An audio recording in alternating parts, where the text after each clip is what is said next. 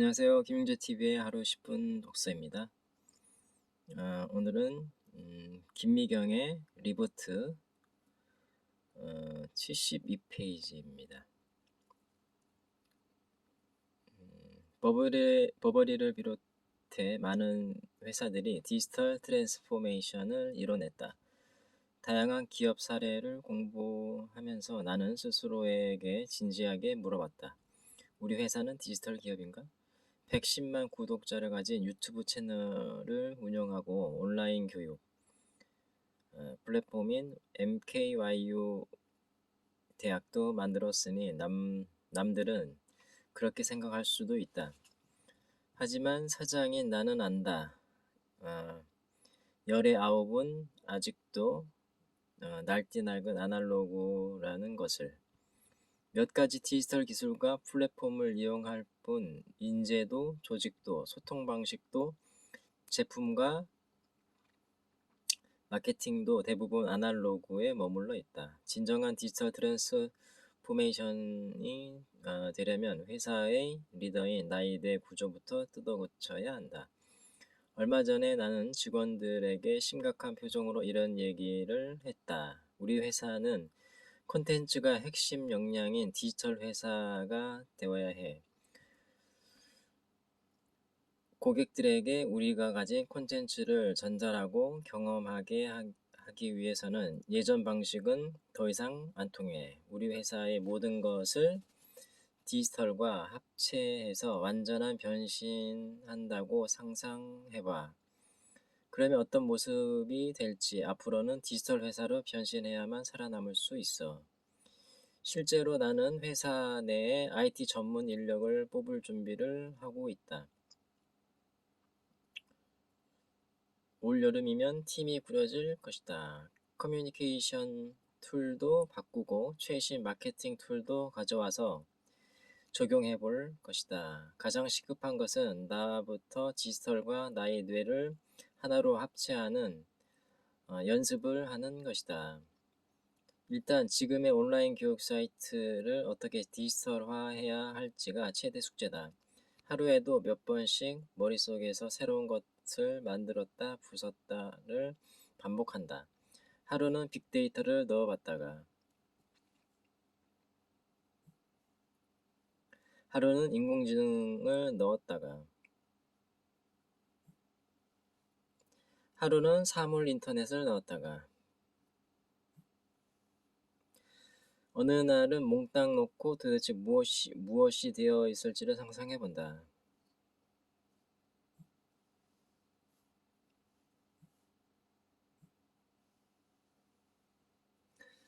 그러다가 앞서 말한 인공지능 김미경 코치까지 간 것이다.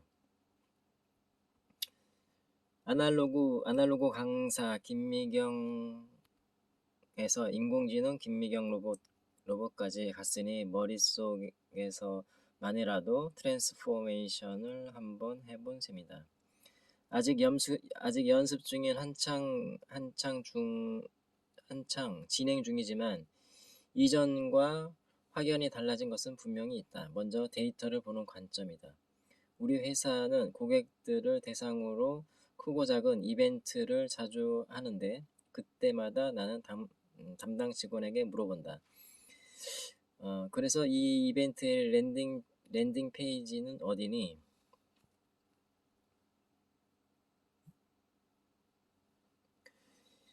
이벤트를 통해 고객을 데려가고 싶은 최종 목적지가 어디냐고 묻는 것이다.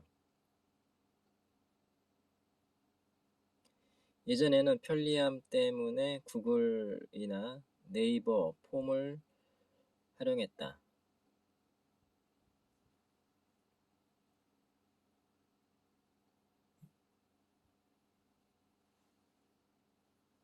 그래서 모든 데이터는 구글이나 네이버 안에 남았고 정작 우리 회사는 제대로 된 데이터를 갖지 못했다. 그런데 만약 고객을 내가 원하는 사이트에 가입시키고 내 SNS 계정에 팔로워로 만든다면 고객의 정보 정보는 나에게 살아있는 빅데이터가 된다.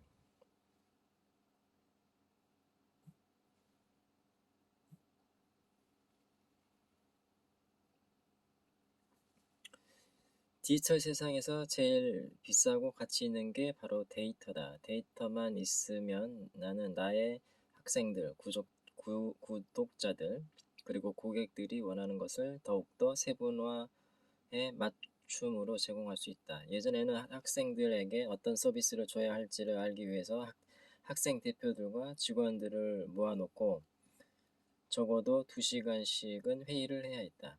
매번 많은 사람들이 모여 회의를 여는 게 쉽지 않으니 회의도 중요한 결정이 필요할 때에만 할 수 있었다.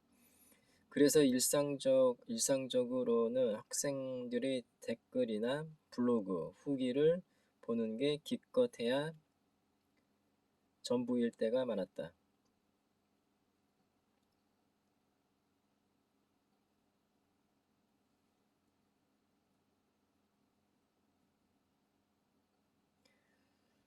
완전히 아날로그 방식이었다.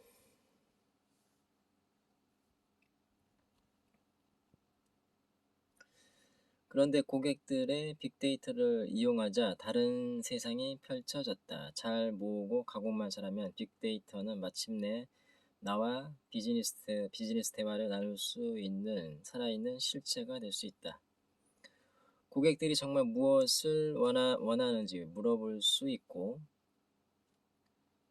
고객 한 사람 한 사람을 위한 맞춤형 서비스를 제공할 수도 있다.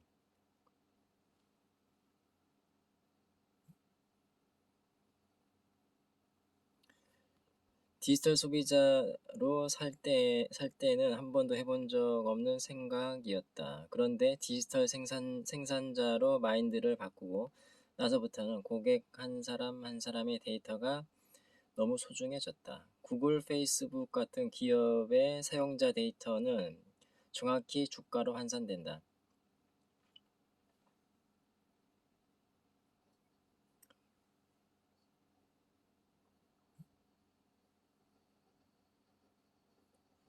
데이터가 곧 기업의 자산 가치를 결정한다는 뜻이다.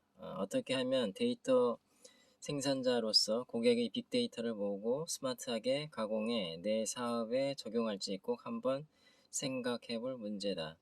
단 한 번의 고객 이벤트도 허투루 해선 안 된다.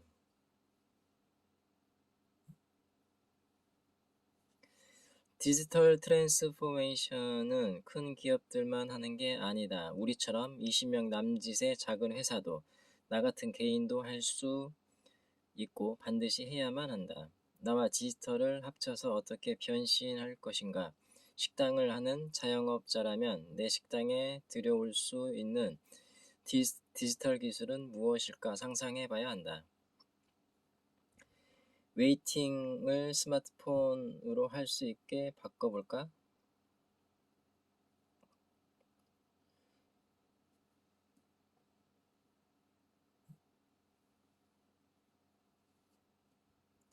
예약할 때 챗봇이 알아서 대답해 주는 서비스를 해볼까? 손님들이 식당 후기 빅데이터를 얻으려면 어떻게 해야 할까?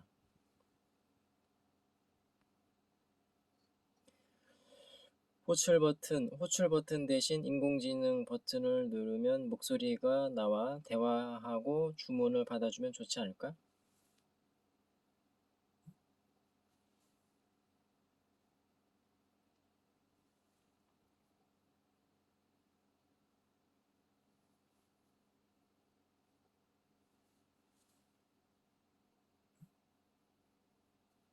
이런 식으로 디지털과 접목해 상상해 보는 것이다. 만일 프리랜서 작가라면 스스로를 1인 디지털 기업으로 트랜스포메이션 해보는 연습이 필요하다. 글 쓰는 나를 세상과 디지털로 연결시키려면 어떻게 해야 할까? 카카오 브런치 같은 플랫폼에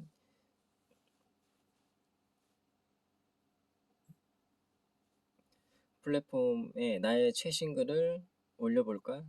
워드 워드프레스로 홈페이지나 블로그를 만들어 구독 서비스나 애드센스 수익 모델을 만들어 볼까?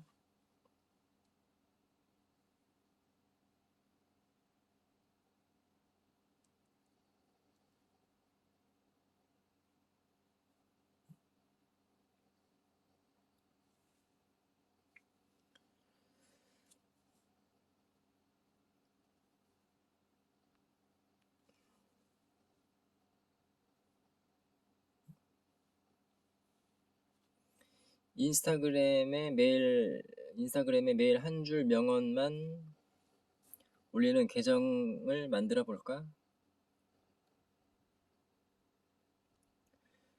그러려면 나는 어떤 디지털 기술을 익혀야 할까? 사람들이 요즘 어떤 이야기를 읽고 싶은지, 파이, 파이썬 컴퓨터 코딩 프로그램을 배워서 직접 데이터를 크롤링 해 볼까?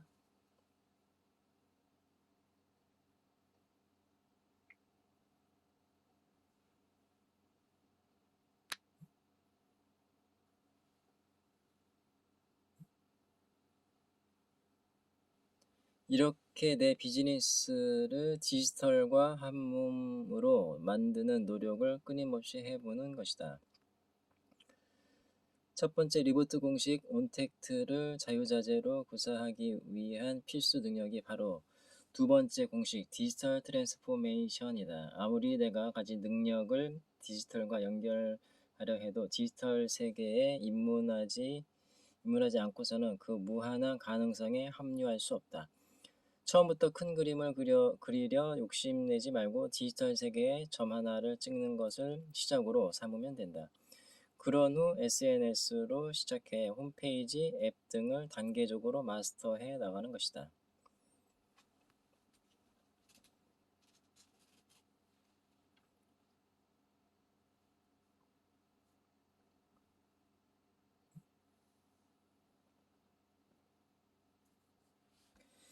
디지털 트랜스포메이션은 이해하는 것이 아니라 몸으로 체험하는 것이다. 이해하는 수준으로는 코로나19 세계에서 생존할 수 없다. 마치 다른 나라로 이민을 가면 그 나라 언어와 문화를 습득해야만 생존하고 성공할 수 있는 것과 같은 이치다.